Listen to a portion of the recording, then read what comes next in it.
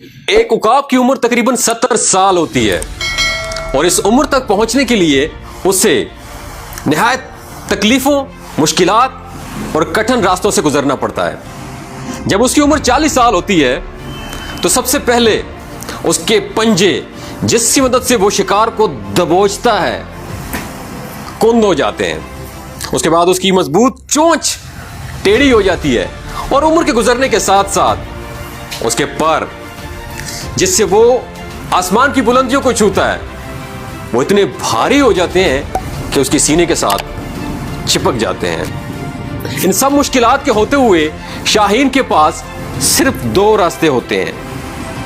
पहला रास्ता कि वो अपनी मौत को तस्लीम कर ले, हिम्मत हार जाए, अपनी हार मान ले और मर जाए। दूसरा रास्ता 150 दिन की मेहनत यानी 5 महीने की मेहनत के लिए तैयार हो जाए।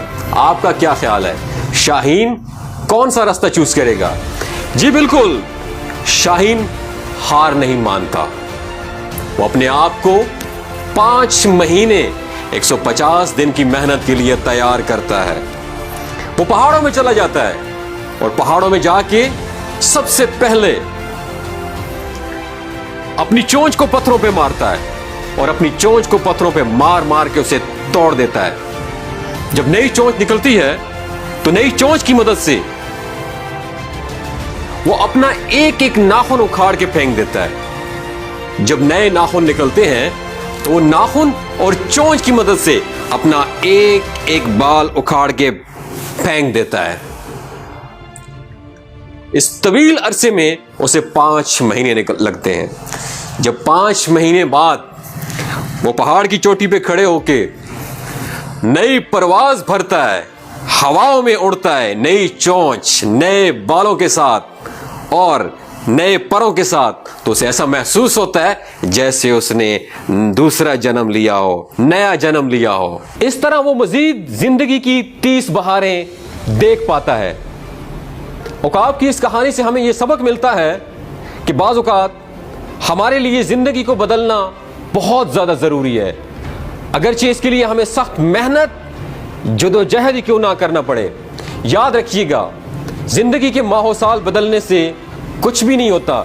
जब तक आप अपने आप को नहीं बदलते, दुनिया नहीं बदलती।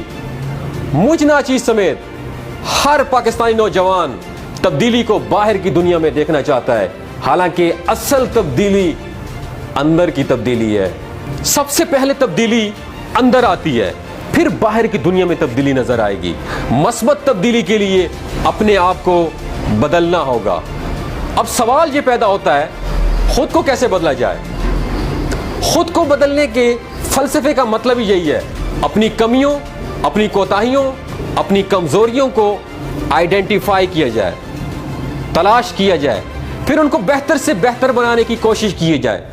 खुद को बेहतर बनाने के फलसफे का मतलब ही यही है, सेल्फ ग्रूमिंग, अपनी ग्रूमिंग की जाए,